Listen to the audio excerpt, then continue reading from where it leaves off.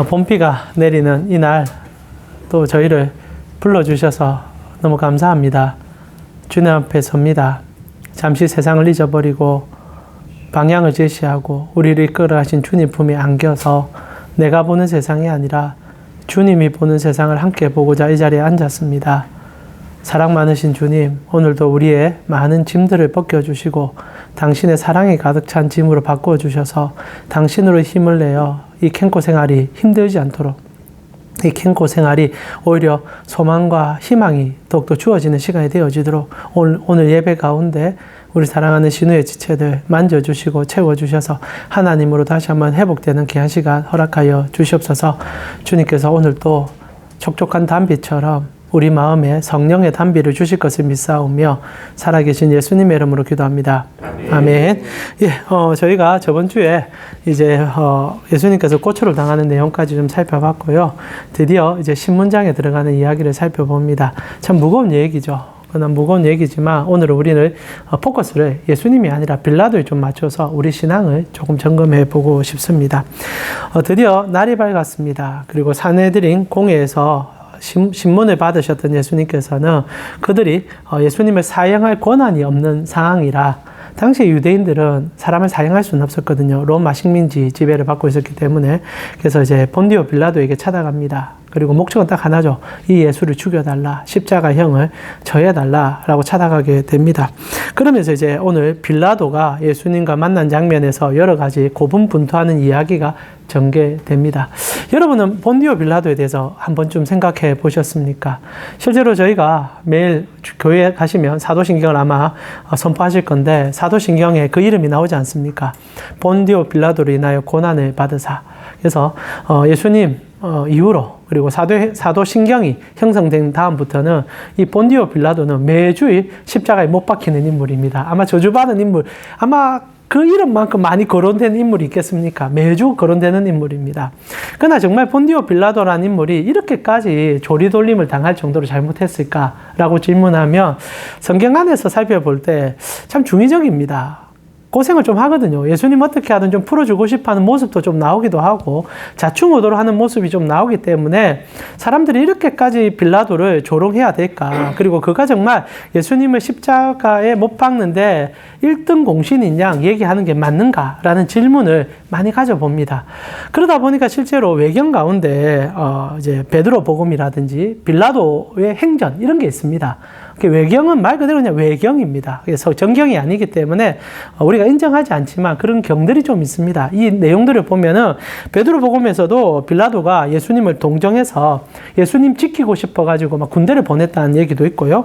빌라도 행전 보게 되면 십자가 사건 이후로 빌라도가 회심하고 주님을 위해서 열심히 살았다는 얘기도 있습니다. 그러나 다 거짓말이거든요. 실제로 빌라도 나중에 얘기하겠지만 좀 비참하게 죽습니다. 그 이유도 있고요. 실제로 빌라도 참 생각해보면 좀 억울할 수 있는 인물같이 느껴지지만 왜 우리의 신경에는 빌라도의 이름을 넣었을까? 첫 번째는 빌라도가 로마 법정을 대표하기 때문입니다. 그 이름 자체가 중요한 게 아니라 예수님께서 사법 체계 안에서 심판받았음을 증명하는데 그 이름이 필요하기 때문입니다. 그러나 그러하더라도 빌라도라는 인물 자체가 선인인가 악인인가 평가할 때 중의적인 인물인 건 사실이지만 신앙적 관점으로 볼 때는 가장 위험하면서도 피해야 되는 삶의 모습을 보여주는 인물이기도 하다는 거죠. 그래서 오늘 우리 빌라도를 좀 맑게 벗겨보면서 우리도 한번 우리 신앙을 점검해 볼 수 있는 시간 되었으면 좋겠습니다. 자, 빌라도. 실제로 오늘 본문에도 그렇지만은 예수님을 돕고자 조금 노력하는 모습들이 간간히 보입니다. 그렇다면 빌라도라는 인물은 정말 어떤 인물인가라는 것을 좀 알 필요가 있습니다. 빌라도라는 인물은 우리가 보고 있는 성경 안에서의 짤막한 구절로는 해석하기가 좀 힘든 인물인데 실제로 빌라도 같은 경우에는 총독으로 부임한 이후로 흉악한 짓을 참 많이 했었습니다. 성경 안에도 그런 얘기가 제법 나오죠. 빌라도가 사람을 많이 죽이기도 했고요. 나아가 유대인들을 굉장히 경멸했습니다. 이 식민 지배를 하면서 마치 이제 그 제국의 이제 지배자처럼 식민지인들에 대해서 벌레만도 못하게 보던 인간이 이 빌라도였어요. 그래서 한 번은 성전 금고를 다 털어버립니다. 자기 돈으로 막 삼은 적이 있었어요. 그래서 유대인들이 뒤집어진 적이 있습니다. 나아가 이 빌라도가 유대인들을 너무 싫어하니까 싫어하는 집만 골라서 합니다.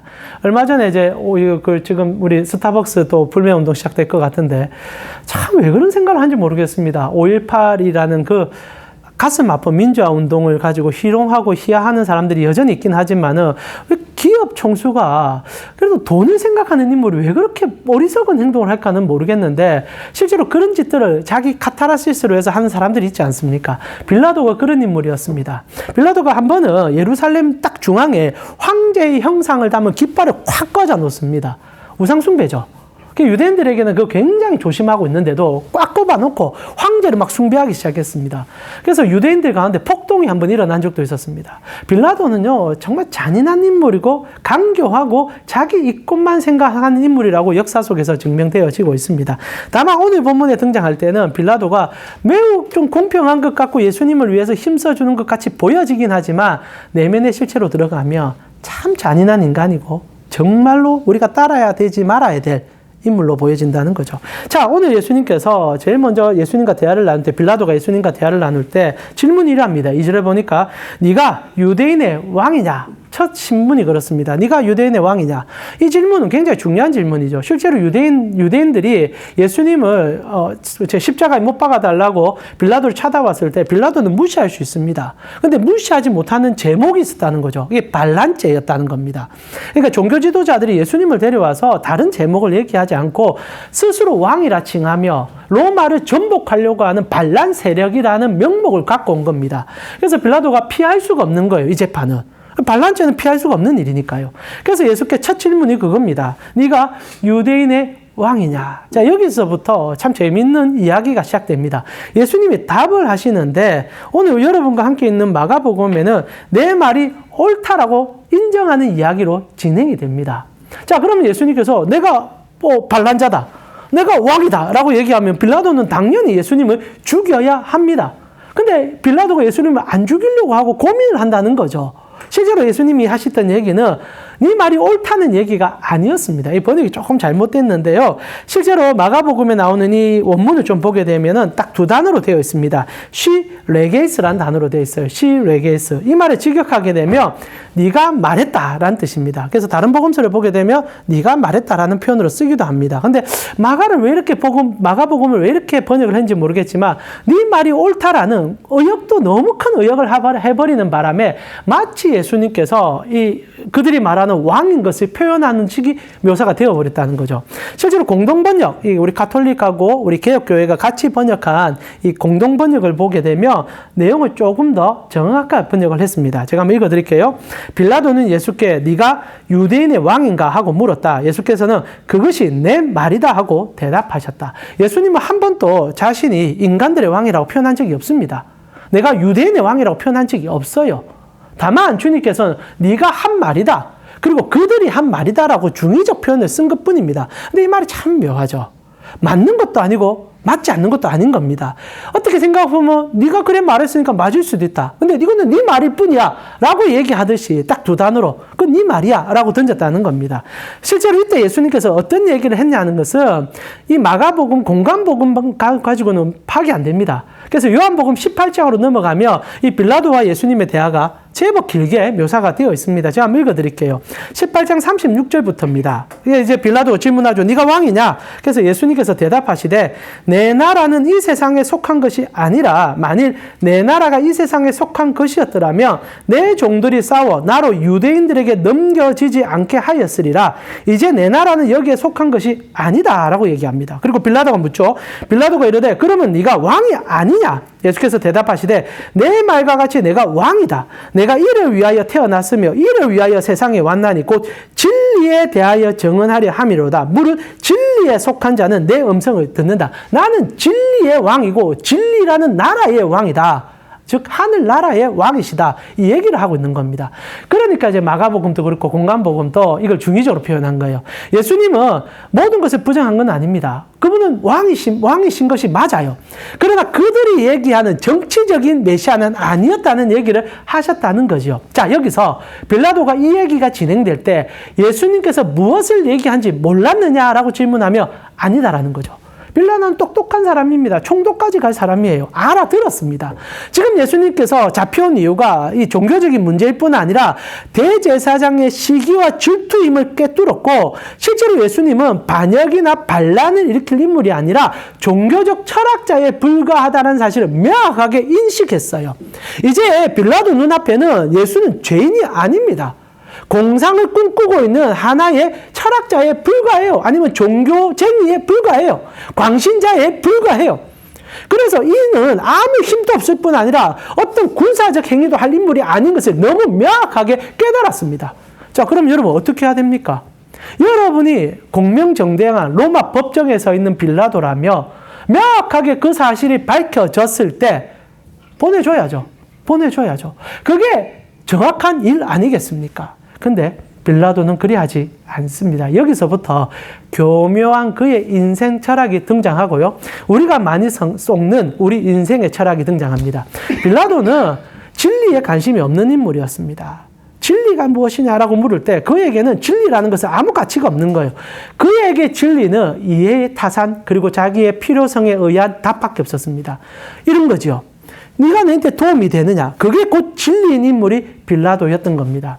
그리고 예수님께서 하나님 나라와 진리에 대하여 선포하니까 빌라도는 이게 우습게 느껴지는 거예요. 그리고 이제 빌라도는 예수와 유대인 전체를 희롱하기 시작합니다. 갑자기 빌라도가 딱 보고 예수님이 죄인이 아닌 것을 아니까 물론 본문 쪽에는 이 사람 죄가 없다라고 계속 반명을 하긴 합니다. 그러면서 유대인들을 갖고 놀기 시작합니다. 당시는 이제 유월절이지 않습니까? 오늘날 우리에도 광복절 특사가 있지 않습니까? 동일하게 유대인들에게도 유월절이 되면 특사 제도가 있었습니다. 그리고 로마 제국에서도 그것을 인정해줘서 유월절이 되면은 죄인들 가운데 일부를 사면시켜주는 일이 있었죠. 그런 과정 속에 당시에 밀란을 일으켰던 바라바라는 인물이 잡혀와 있었습니다. 근데 재밌는 게 뭐냐? 이 바라바라는 인물이 사람들 사이에서 인기가 제법 있었던 것 같아요. 강도이긴 하지만. 그래서 사람들이 이 바라바가 좀 풀려났으면 좋겠다라는 생각을 하고 있었던 것 같습니다. 근데 빌라도가요, 그 얘기를 꺼내는 겁니다. 그러면 좋다. 유월절이 되면은 한 사람을 무죄방면해 하는 게 너희의 윤리잖아. 그리고 너희가 원하는 거잖아. 그러면 두 사람을 내가 세워둘게. 바라바냐? 예수냐? 누구를 풀어주면 좋겠냐? 사실 여러분과 함께 읽고 있는 마가복음에는 이 내용도 약간 마치 유대인들이 바라바를 요구하는데 빌라도가 그 말 가지고 자기가 선심 쓰듯이 얘기했던 것처럼 나오지만 그렇지 않습니다. 마태복음을 보게 되면 빌라도가요, 처음부터 이걸 제시합니다. 그들이 무슨 요구를 하고 있는지 알고 있었어요. 바라바 풀어주기를 어느 정도 원하고 있는 걸 알고 있습니다. 그러나 진짜 문제는 이 바라바라는 인물이 오늘 예수님의 제명을 그대로 가지고 있는 인물이라는 거죠. 밀란을 일으켰고 반역죄를 저질렀으며 강도의 행위까지 했던 인물입니다. 그러니 오늘 예수가 만약 죽어야 된다면 더더욱 바라바는 죽어야 되는 인물인 거죠. 빌라도는 지금 묻고 있는 겁니다. 그리고 그들 앞에 두 사람을 세워놓죠. 너희가 생각하는 율법, 너희가 생각하는 진리, 너희가 생각하는 하나님 나라, 그 가치를 나에게 한번 증명해봐.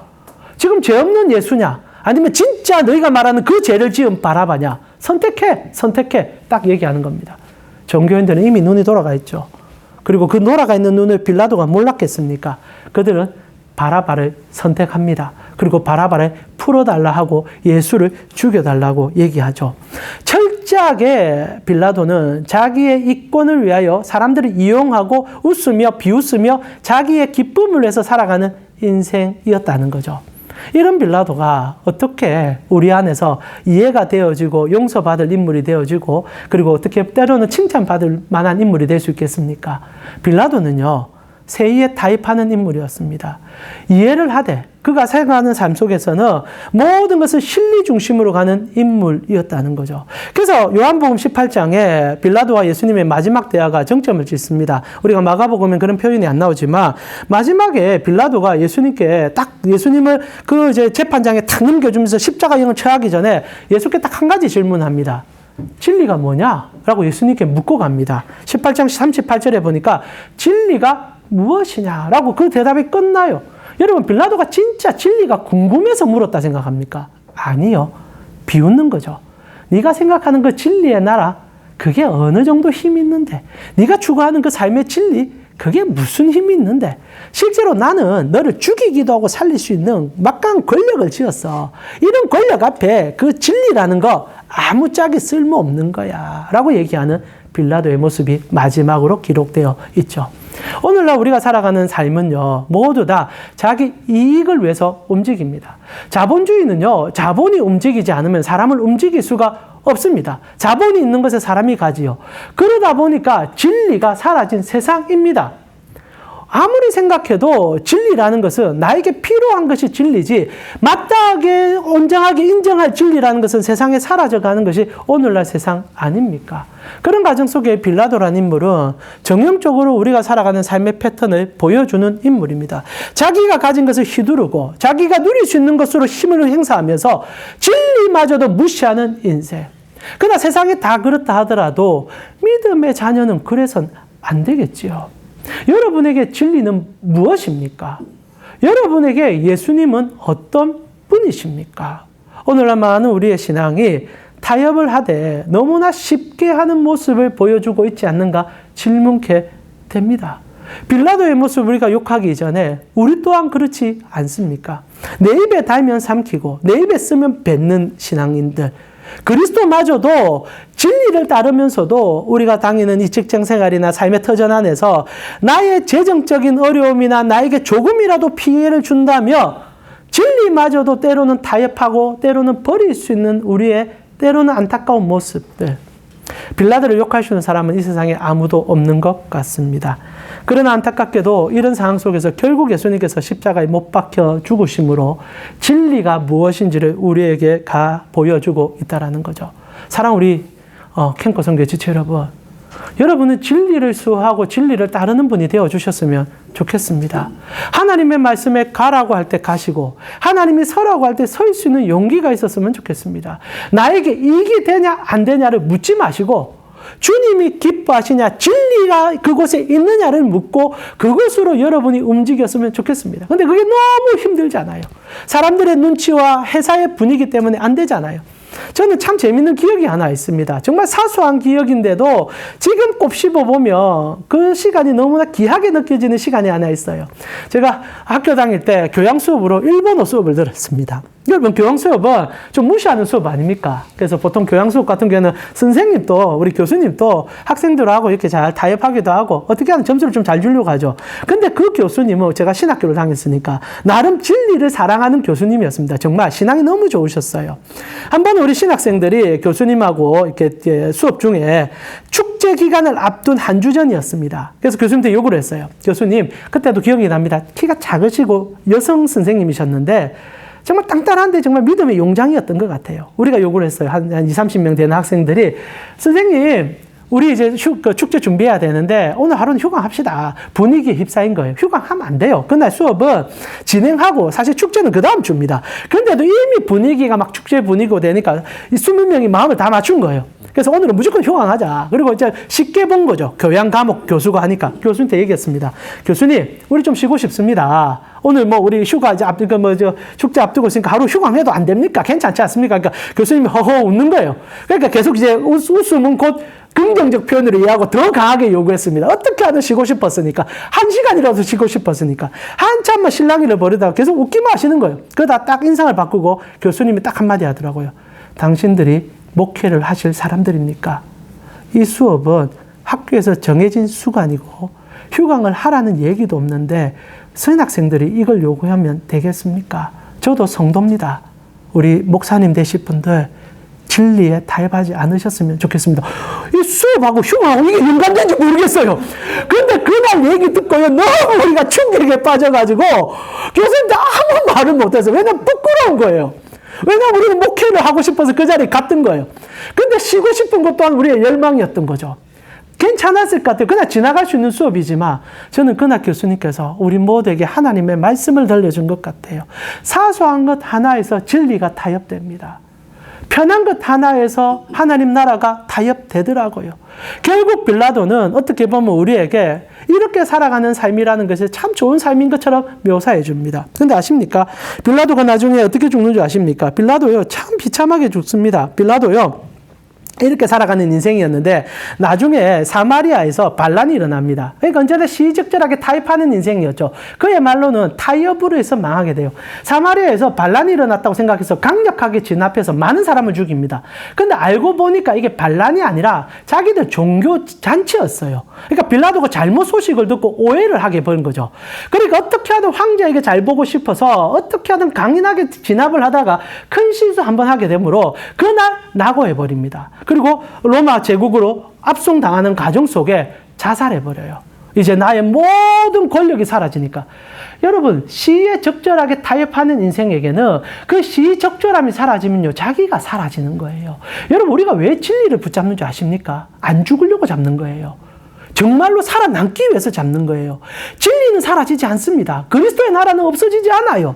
그러나 우리가 붙잡는, 우리가 좋아 보이는 것들은요, 다 우리를 배신해요. 결국 빌라도는 비참하게 죽어버립니다. 결국 빌라도, 그의 삶이 우리에게 한 번 더 경종을 일으켜주는 것 같습니다. 말씀을 마무리하면서요, 저는 이 빌라도에 주는 이름의 의미를 가지고 여러분과 한 번 더 얘기를 나누면서 설교를 좀 마무리하고 싶습니다. 여러분, 빌라도 참 재밌는 인물을 생각해요. 좀 많은 시간 다루면 좋겠지만 짧은 시간에 하나만 더 다루고 마치고 싶습니다. 여러분, 본디오 빌라도라는 이름은 라틴어로 폰티우스 필라투스라는 이름을 가지고 있습니다. 필라투스.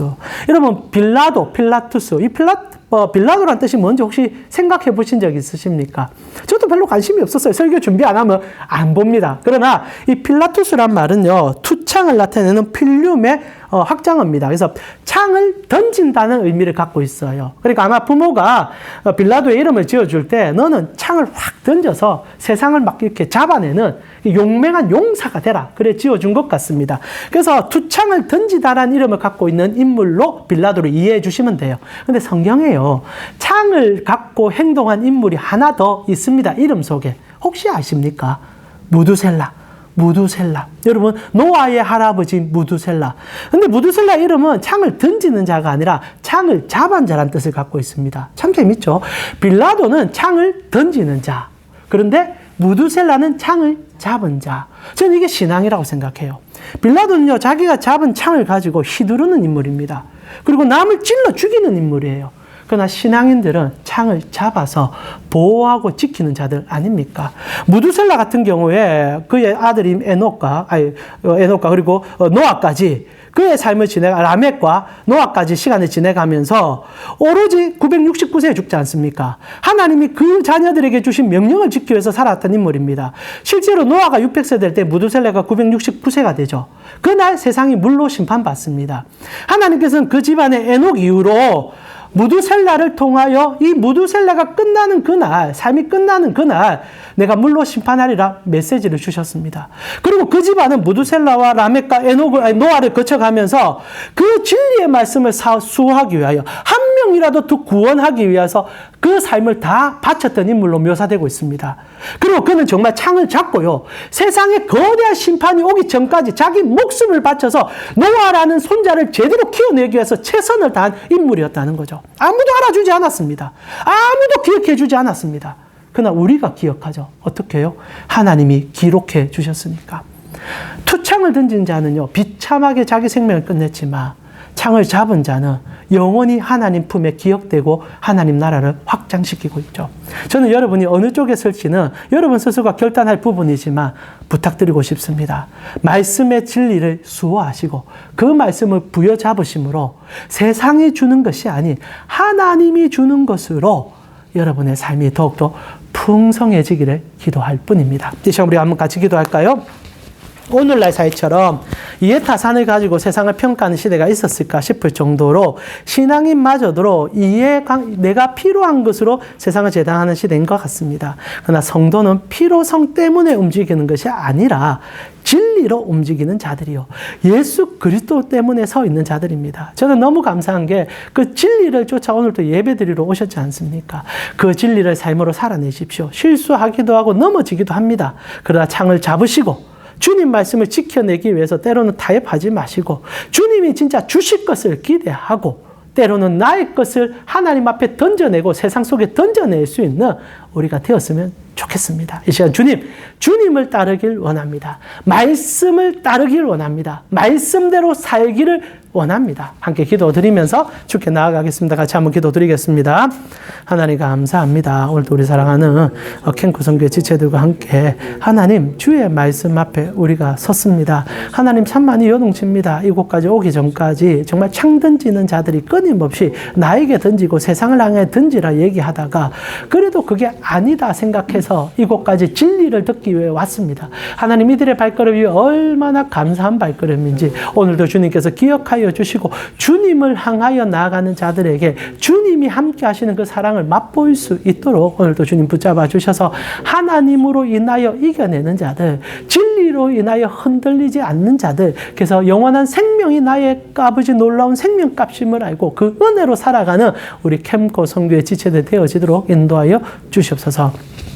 하나님, 우리가 살아가는 세상은 누구나 창을 던져야 된다고 얘기합니다. 던져서 누구라도 맞춰야 된다고 얘기하고 나에게 도움이 된다면 내 옆에 사람도 죽여야 된다고 얘기하는 세상입니다. 진리는 온데간데 없고 사랑은 사라진 지가 오래된 것 같습니다. 그러나 하나님, 오늘 또 그 진리가 고파 예배 자리로 찾아왔습니다. 그렇지 않음을 알기 때문에 주님 예배드림으로 주의 음성을 듣습니다. 주여, 우리가 아는 하나님은 세상을 지으시고 세상을 조율하시고 세상을 이끄시는 분인 것을 압니다. 얄팍한 창 잡은 자에 현혹되지 않고 세상을 조성하시고 이끄시는 그분께 나를 의탁하오니 하나님의 놀라움을 우리 가운데 보여주시고 특별히 흔들리지 않는 믿음 가운데 주님이 보여주시는 곳에 서 있음으로 통하여 모두가 아니다라고 얘기할 때, 모두가 이것이 틀렸다 얘기할 때 아닙니다, 하나님이 진리입니다 말함을 통하여 하나님께 사랑받고 인정받을 수 있는 우리 캠코 선교의 지체되어서 이 어두운 캠코 안에서 빛 대신 우리 지체들 되어질 수 있도록 인도하여 주시옵소서. 지금은 우리 주 예수 그리스도의 은혜와 하나님 우리 아버지의 무한하신 사랑과 성령님의 감화, 감동, 교통케 하심이 진리를 쫓아 진리를 사랑하여 그리스도 품 안에 안겨 그분이 바라보는 것을 함께 바라보길 원하는 캠코 선교의 지체된 머리 위에 지금부터 영원토록 함께 있을지어다. 아멘. 여러분 힘내시기 바랍니다. 네.